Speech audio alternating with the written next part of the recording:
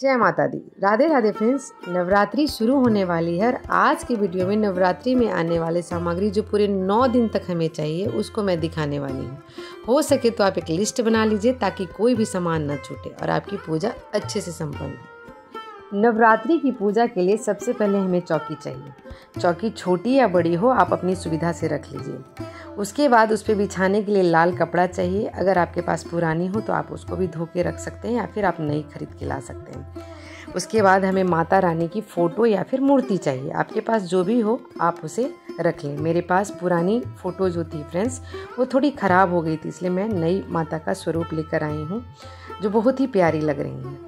उसके बाद एक गणेश जी की फ़ोटो या फिर आपके पास जो मूर्ति हो आप उसको ले सकते हैं। हर बार आप नई फ़ोटो या नई मूर्ति लाना ज़रूरी नहीं है। आपके पास जो भी हो आप उससे पूजा बहुत ही अच्छे से कर सकते हैं। नवरात्रि में ज्वारे उगाए जाते हैं, तो ज्वारे उगाने के लिए हमें मिट्टी चाहिए जो आपको इजीली मार्केट में अवेलेबल हो। बाकी यमुना मिट्टी या बालू मिट्टी भी आप ले सकते हैं। इसके लिए हमें जौ चाहिए। कुछ लोग जौ बोते हैं और कुछ लोग गेहूँ बोते हैं। हमारे यहाँ जौ बोई जाती है, सो हमने जौ लगाई है फ्रेंड्स। अब इसे बोने के लिए मिट्टी का कुंडा या फिर थाली चाहिए। तो साफ करके कोई भी पात्र आप ले सकते हैं और उसमें बड़ी आसानी से आप इसे बो सकते हैं। ज़रूरी नहीं है कि आप हर बार नया ही कुछ खरीद कर लाएं। इसके साथ हमें कलश स्थापना के लिए कलश चाहिए होगा। तांबे का, पीतल का या फिर मिट्टी का कोई भी कलश आप ले सकते हैं। उसके साथ आप कलश स्थापना कर सकते हैं। इसके साथ हमें आम के पत्ते यानी कि पंच पल्लव चाहिए होगा। नवरात्रि के पूजन में हमें टहनी के साथ वाले पत्ते लेने चाहिए ताकि वो पत्ते जो हैं वो सूख न जाए, ज़्यादा दिन तक रहें। इसलिए मैंने टहनी के साथ वाले पत्ते लिए। इसके साथ हमें नारियल चाहिए होगा, तो नारियल पर कलावा बांध दें और नारियल को तिलक कर लें। कलश स्थापना के लिए नारियल बहुत ही ज़्यादा महत्वपूर्ण है। आप नारियल लेते समय उसे बजाकर देख लें कि वो पानी है या नहीं, क्योंकि पानी वाला नारियल ही हमें चाहिए।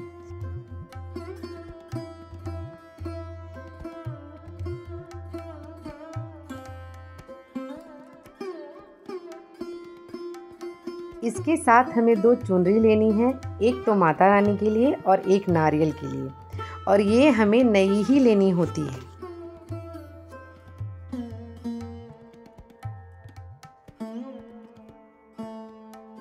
इसके साथ ही हमें देसी घी के दीपक लेने होंगे। साथ में अगर आप अखंड दीप जला रहे हैं तो आपके पास अखंड दीप होने चाहिए। पीतल के या तांबे के या फिर मिट्टी के भी आप दीपक ले सकते हैं।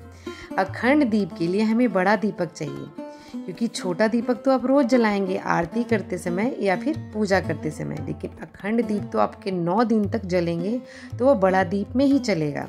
साथ के साथ आपको 1.25 किलो देसी घी भी लेने होंगे या फिर आप तिल के तेल ले सकते हैं, क्योंकि अखंड दीप के लिए ये बहुत ही ज़्यादा आवश्यक है। इसके साथ हमें धूप, उसके बाद रोली और सिंदूर, और गणेश भगवान के लिए हमने जनेऊ रखना बहुत ज़रूरी है, क्योंकि माता रानी को हमने चुन्नी चढ़ा दिया, तो गणेश भगवान को भी हमें जनेऊ अर्पित करना चाहिए।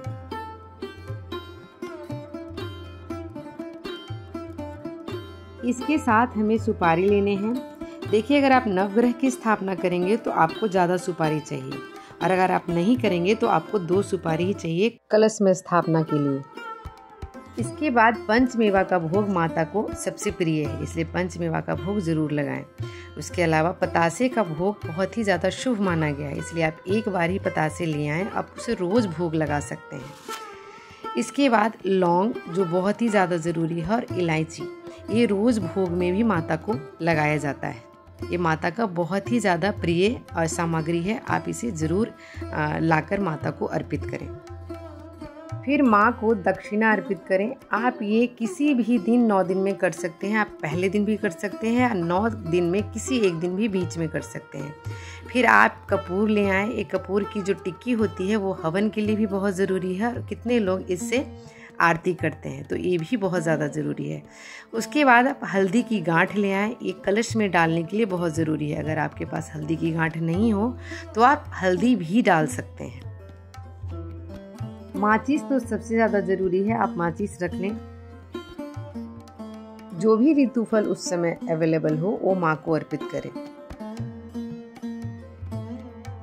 इसके साथ हमने चावल रखने होते हैं, क्योंकि चावल स्थापना में भी हमें बहुत ज़रूरी होती है, तो इसीलिए हम चावल थोड़ा ज़्यादा मात्रा में रखते हैं। उसके साथ आपको जो भी फूल अवेलेबल है वो आप फूल रख लें। अगर लाल वाली फूल आपको मिल जाती है वो बहुत ही अच्छी है, माँ को बहुत ही प्रिय है। नवरात्रि के पूजा में पान के पत्ते का बहुत महत्व है। अगर आपको मीठा पान मिले तो आप वो ले सकते हैं, नहीं तो आप पान के पत्ते तो लें ही। पूरी नवरात्रि में कम से कम एक दिन तो पान के पत्ते माँ को अर्पित ज़रूर करें। इसके साथ आप मौली रख लें, क्योंकि मौली भी बहुत आवश्यक सामग्री है। साथ में हवन करने के लिए गाय के गोबर के उपले चाहिए होंगे। तो देखिए, उपले आपको बड़ी ही आसानी से पूजा की दुकान में मिल जाएगा। आप उसे ले आइए, क्योंकि ये पूरे 9 दिन के लिए हमें चाहिए। हमें हवन करने के लिए ये उपले की बहुत ही ज़्यादा आवश्यकता होती है। अब हमें हवन के पात्र चाहिए, तो आप पात्र मिट्टी के भी ले सकते हैं या फिर पीतल के भी ले सकते हैं। आप मिट्टी के ढक्कन में भी हवन कर सकते हैं। साथ ही आप माँ को श्रृंगार का सामान किसी भी एक दिन 9 दिन में ज़रूर अर्पित करें। आप 2 का सेट, 5 का सेट, 9 का सेट या फिर 16, कितने भी प्रकार के श्रृंगार का सामान आप माँ को अर्पित 9 दिन में एक दिन ज़रूर करें। माता रानी को जल अर्पित करें। जल तो सबसे ज़्यादा ज़रूरी है फ्रेंड्स, तो जल तो आपको सबसे पहले लेकर ही बैठना है। तो फ्रेंड्स, ये हुआ नवरात्रि की सामग्री जो हमें 9 दिन के पूजा के लिए चाहिए होगा। वैसे आप चाहे तो सामग्री और भी बढ़ा सकते हैं, पर इन आवश्यक सामग्री को मैंने जो आपको अभी बता दिया है वो ज़रूर चढ़ाएं। इसके अलावा आपकी जो मर्जी हो आप कर सकते हैं। इन चीज़ों से आप बहुत आराम से संपूर्ण नवरात्रि की पूजा कर सकते हैं। So friends, thank you for watching. आप अपना नवरात्रि आरंभ करें।